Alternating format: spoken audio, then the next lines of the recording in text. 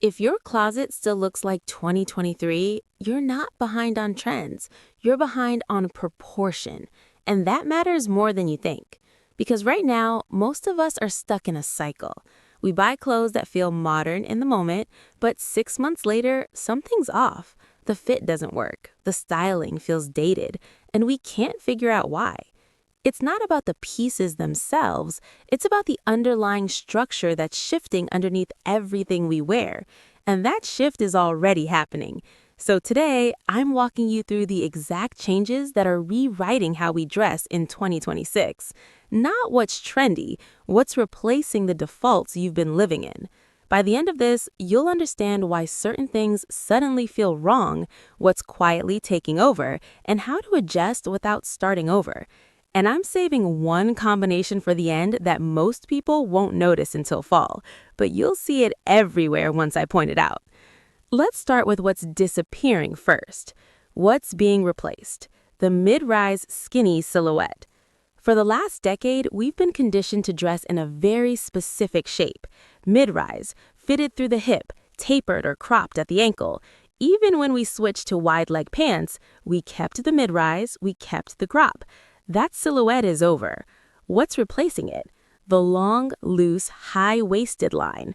What's coming in is longer, looser, higher, and it changes everything about how your body reads in space.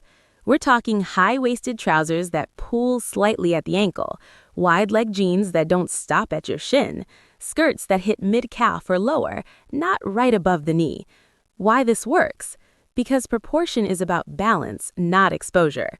When your waistline sits higher and your hemline drops lower, you create a vertical line that lengthens without clinging. It's elegant without trying. This is the opposite of body-conscious dressing. It's body-aware dressing. How to wear it in real life. Start with one piece, a high-waisted, wide-leg pant in a neutral. Wear it with something fitted on top, a ribbed tank, a tucked tee, so the volume stays intentional.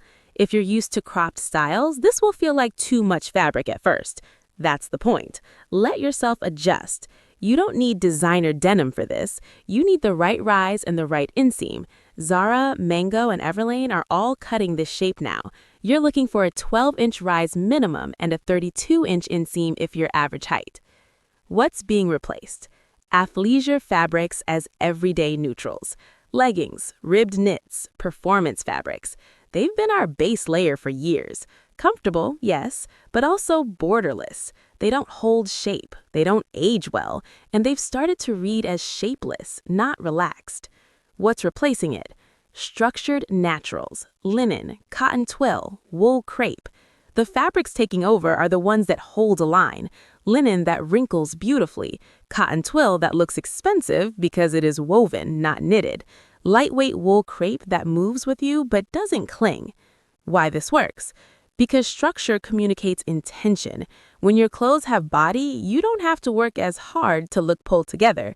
The fabric does the work. A linen button-down will always look more expensive than a ribbed tank, even if they cost the same, because linen has texture. It reflects light differently. It suggests care. How to wear it in real life. Swap one athleisure staple for one structured natural. If you live in leggings, try a wide-legged linen pant. If you reach for a hoodie, try an oversized cotton poplin shirt instead. COS, Arcid, and Quince are doing beautiful structured basics right now. You're not looking for trendy pieces. You're looking for fabric integrity. What's being replaced? Stark neutrals, bright white, true black, cool gray. We've been building wardrobes around high contrast neutrals, black and white, gray and cream, clean, minimal, safe. But those colors are starting to feel cold, clinical. What's replacing them? Warm, lived-in neutrals, ecru instead of white, charcoal instead of black, olive and rust instead of gray and beige. Why this works? Because warmth is the opposite of sterile. These colors feel like they've been worn in, even when they're new. They're easier to combine, they're more forgiving in natural light.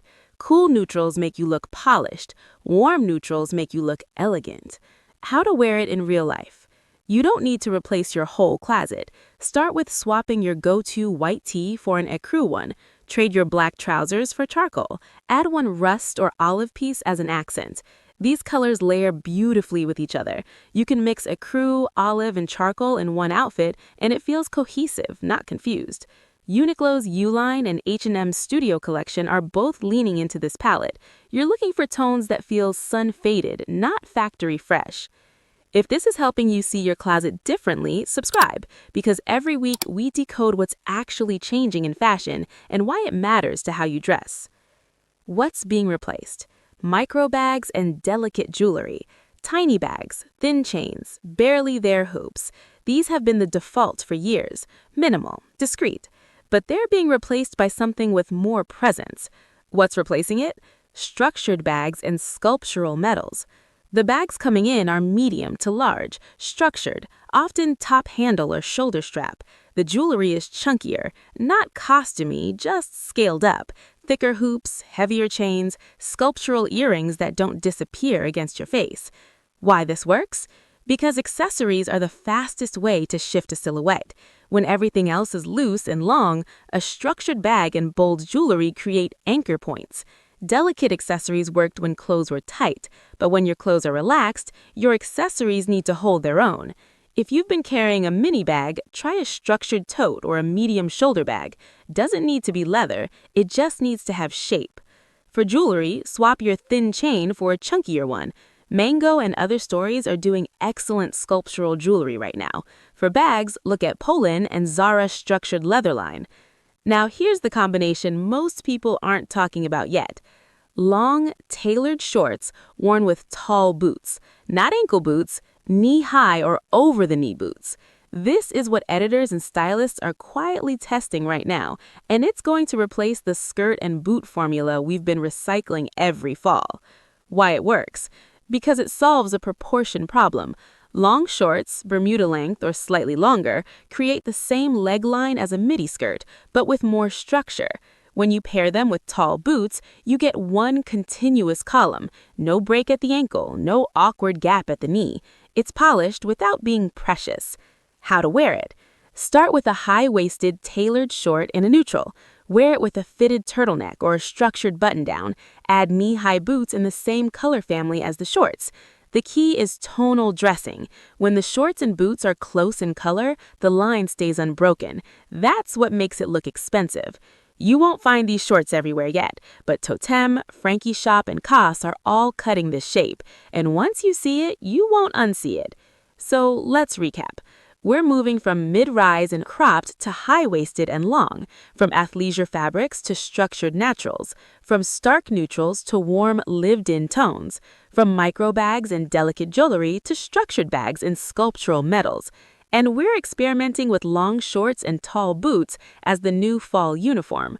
None of this requires a complete wardrobe overhaul. It requires awareness.